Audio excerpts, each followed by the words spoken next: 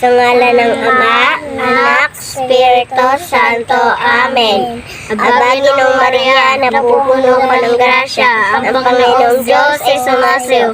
Bukod kang pinagpala sa babae lahat, at pinagpala naman ang anak mo si Jesus. Santa Maria, Ina ng Diyos, ipanalangin mo kami makasalanan, ngayon at kung kami mamamatay. Amen.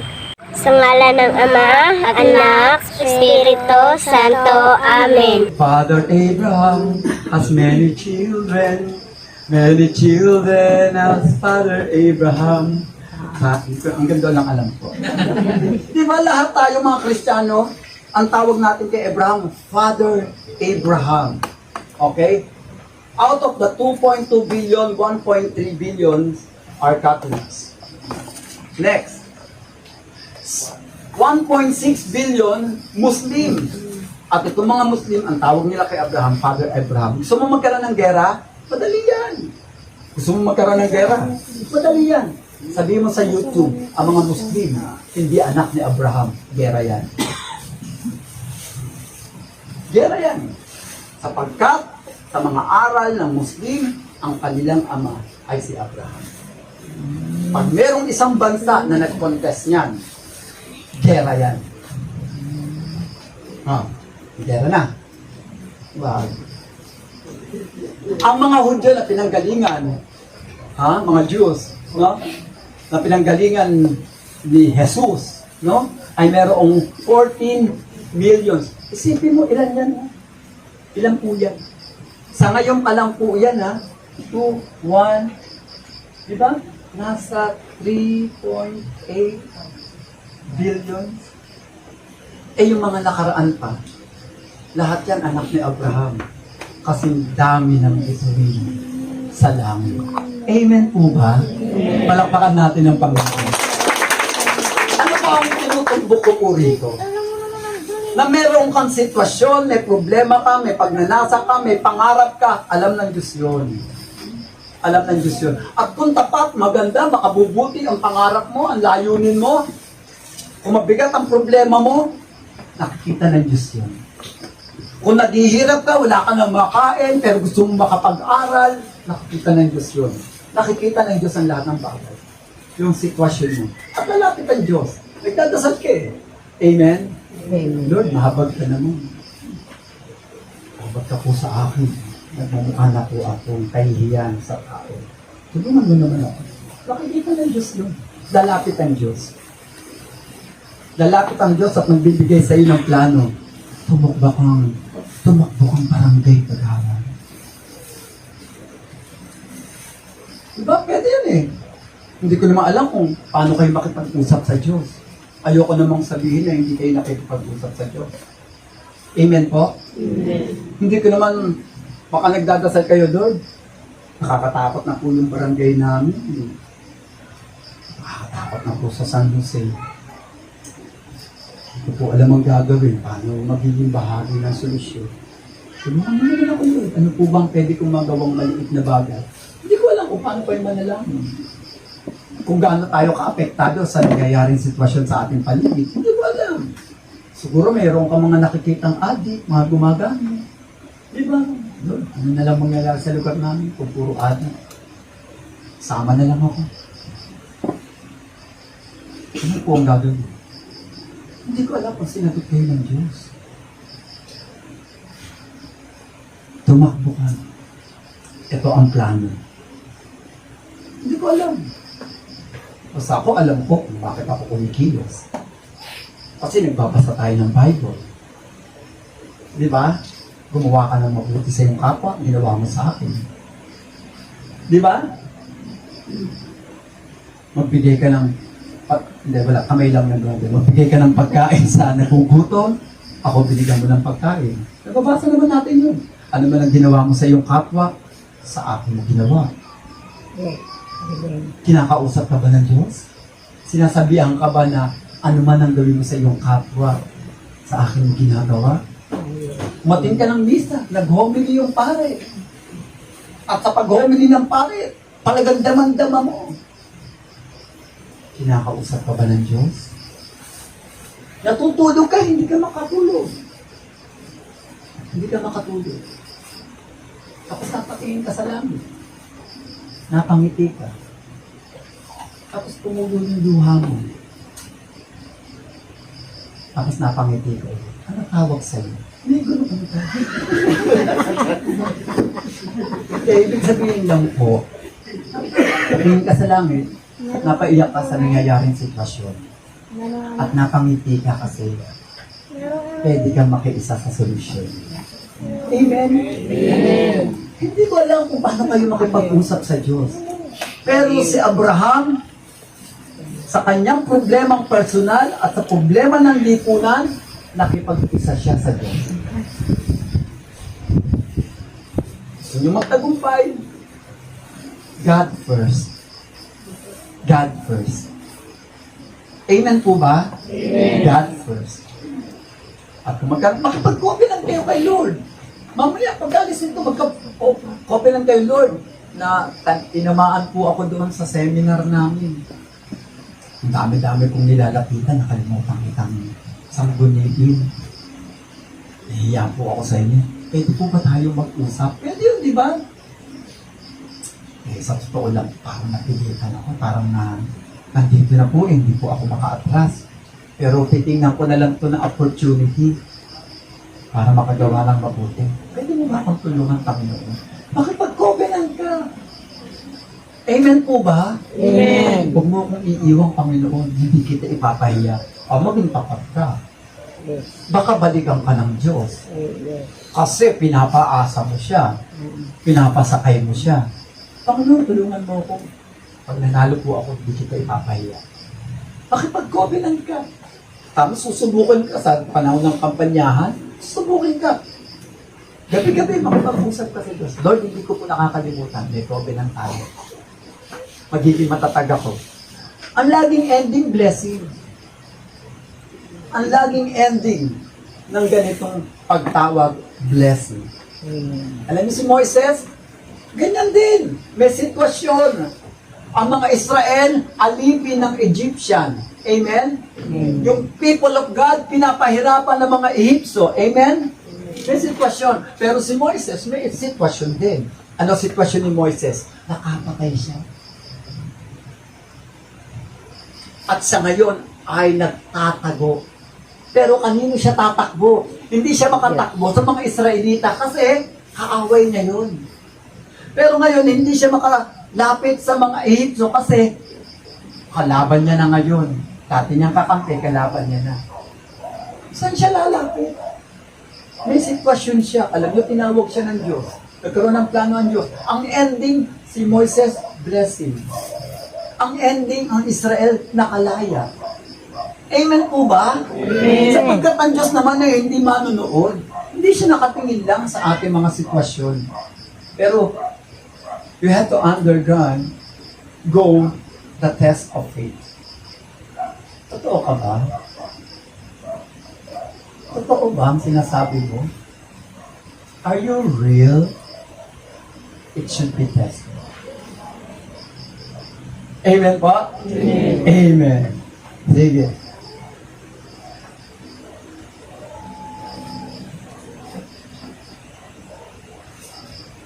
Kaya nga po, no, sa ating unang topic, ano, si Abraham, suriin natin ang ating sarili.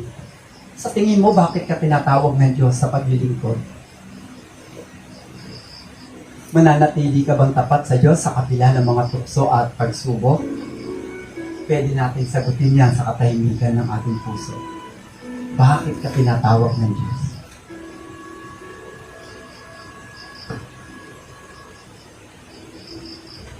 Pwede mo kausapin ng Diyos ngayon.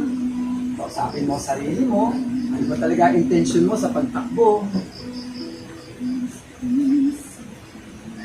Magiging matatag ka ba? Magiging tapat ka ba sa Diyos? You can pray if you want. Pero ang gusto niya, maging tapat ka. Maging tapat ka sa Kanya. Ang gusto ng Diyos ay makipagkaisa ka sa Kanya. Sapagkat sa lahat ng problema ang ginagalawan natin, hindi natin kaya kung wala ang Diyos.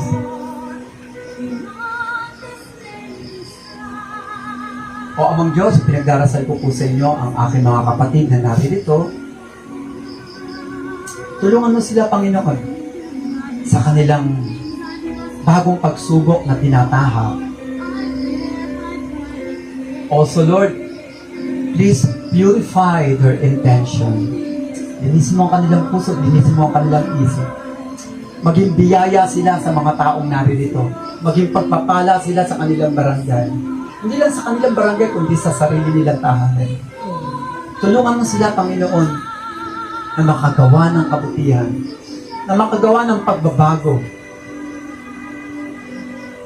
Tulungan mo sila, Panginoon, na sa pamamagitan nila, maranasan ng mga tao ang pag-ibig mo. Sa pangalan ni Jesus, tulungan mo ang mga kapatid kong narito sa anumang mabuti at dalisay na layunin. In Jesus' name, Amen. Amen. Alam niyo po, I really believe in prayer. Talagang, ano ba prayer ko na hindi sinagot ni Lord? Hindi, lahat eh. Lahat ng prayer ko talaga eh. Amazing nga eh. Kahit yung mga imposible, grabe talaga. If you believe in God, if you believe in the power of prayer, everything will go in places. Mangyayari talaga. No? It's not, hindi dahil sa bibig mo, no? Hindi bibig eh. Puso, no? Puso. Alam niyo po, tatay ko, kaaway ko matindi. Diyos ko po. Nang wala pa ako sa Panginoon. Nako! Kaaway ko talaga. Ang kapal. Ang kapal. Imagine, 16 kami magkakapatid sa iba't ibang babae. Pero hindi lang iyon ang issue. Wala isa sa mga kapatid kong nakapagtapos ng high school. Grabe lagi ka nakatapin. Ayos ng buhok mo Pero wala kang ginawa kundi mambuntes. Pagkatapos, yung mga anak mo, hindi nag-aaral. Yung ate ko, 14 years old, nabuntes. Yung isa kong ate, 60 years old, nag-asawa. Yung isa kong ate, wow tatay ka Ay, lumaki kung may dati. Pero alam nyo, iba ang Diyos no? Alam ng Diyos yung sitwasyon ko Huwag na lang. Hindi, sa totoo lang, ayon sa pag-aaral. Ba't ako napunta doon, brother? Tinignan ko oras mahaba Ayon sa pag-aaral, kung ano daw ang ginagawa ng tao araw-araw, pag tagal-tagal, magiging pagkatao niya. Magnakaw ko ngayon, ang tawag sa'yo, nagnakaw. Magnakaw ka araw-araw, ang tawag sa'yo, magnanakaw. Magkaiba, di ba? Magkaiba, di ba? Manloko ka ngayon, ang tawag sa'yo, yan yung nanloko sa akin. Araw-araw ka manloko, ang tawag sa'yo, manloko. Tama po ba? Yes. Ayon sa psikolohiya, ang ginagawa natin araw-araw, nagiging pagkatao natin. Pagtagal-tagal. Ang tatay ko magsasaka. Mahilig magtanim. Mahilig magdilim. Dilig. Mahilig magbungkal. Ako pagtagal-tagal, naging pagkatao. Yung unang lupa na kanyang inararo, nagbunga ng 3. Hindi kami yun. Ngayon, yung tatay ko, naghanap ng kakaibang lupa. Yung mapula-pula, nakakita sa Bisaya. Mapula-pulang lupa, nakakita sa Bisaya. Nanay ko yun. Bunso ako. Tingnan niyo. Mapula-pula. Si brother yung tingin naman. Pinag-uusapan na lupa niya. Tatay ko, yun. Bunso ako. Itinira niya yung lupa sa Bisaya, dinala sa Taguig. Ang barangay namin, tuktukan. At doon, habang inaalagaan niya yung mapulang lupa, may lupa pala siya sa Pasig. At nagbunga ng isang babae. Ang pangalan ay Telma. At dahil matapang ang nanay ko nakipaghiwalay siya sa tatay ko, at yung magandang lupa sa Pasig, dinala niya sa barangay namin at ipinagmalaki. Sabi ko nga, Nay, huwag ka na magalit. Maganda talaga si Camila. Maganda talaga. Si Mila, maganda talaga. Talo-talo, maganda talaga. Pinaglalabang ng tatay ko ngayon si Camila. Ito ang kanyang babae. Pero alam nyo, habang may magandang lupa siya galing sa Pasig, may lupa pala siya sa kabilang barangay. Pero pasulang. Kasi maliit lang si Catherine. Maliit lang si Catherine. Grabe, no? Grabe tatay ko. Isang beses may taga Bulacan, totoo po ito, hindi ko pwedeng sabihin ng barangay ha. Yung bayan, hindi ko pwedeng sabihin kasi Bulacan to, taga Bulacan. May taga Bulacan pumunta sa amin. Tao po! Tao po! Dito po ba nakatira si Pedro Jeronimo? Yan na, sinabi ko na pangalan ng tatay ko, ha? Ha? Matandang lalaki. Tao po, dito po ba nakatira si Pedro Jeronimo? Bumaba yung panganay kong kapatid. Yung panganay ng mga panganay. Kasi maraming panganay sa amin. Si Ate Lenny bumaba. Sabi niya, bakit mo hinahanap ang tatay ko? Ikaw na taga Bulacan ka. Sabi ng lalaki. Sabi ng nanay ko, siya ang tatay ko. Kaya hindi ako magtataka kung isa sa inyo, kapatid ko. Alam niyo po yun? Wala sa kapatid ko nakapagtapos ng high school. Hindi kami mahirap. Napakahirap. Sa barangay namin nandoon ang City Hall. Sa barangay namin, kadikit namin ang pinakaunang simbahan. Nasa barangay namin ang ospital. Nasa barangay namin ang unang paaralan ng Taguig.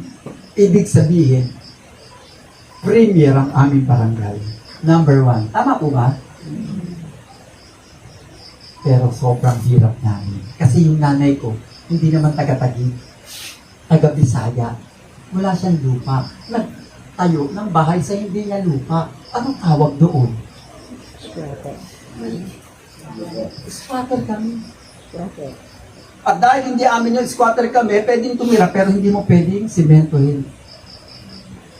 So bahay namin, kahoy ganyan, kahoy dito, kahoy dito, nakapalin, merong alambre, may alambre, sa bawat poste, para hindi bumaksak. Sa ibaba ay yero, sa itaas ay mga patong-patong na kung ano-ano, at galit ako sa tatay. Dahil nakikita ko ang mukha ng isang mahirap na ina. Nanay ko. Kapatid ko, katulong. Si Ate Edith, katulong. Kapatid ko, katulong. Isang kapatid ko, katulong. Isang kapatid ko, katulong. Yung isa nag-abroad, pero domestic helper. Katulong. Ang nanay ko, labandera. Pamilya kami ng katulong. Asan tatay ko nakatapay? Wow, ha? Anong kaganahan niya? Oo. Di ba? Kaya galit ako sa tatay. Alam nyo, nanay ko, hindi marunong magsulat, hindi marunong bumasa. Hindi kami mahirap. Sobrang hirap namin. At kung makikita nyo ang itsura ko nung bata ako, lalayuan nyo ako. Wala kaming gripo eh. Wala kaming CR eh. Wala kaming... Kung noong kami kahirap. Nanay ko, hindi marunong magbasa, hindi marunong magsulat. Sabi niya nga sa akin, bunso ako lang. Anak, grade 1 lang ang natapos ko. No read, no write pa ako. Paano na ngayon ang buhay mo? Pero totoo naman po yun. Isang kahit, isang tuka. Lumaki akong may galit sa tatay. Kaya sabi ko, hindi ako papayag. Dahil alam ko sa buhay na ito, pag ikaw ay baksak, tatapakan ka. Pag wala kang anda, wala ka. Kaya sabi ko, mag-aaral ako.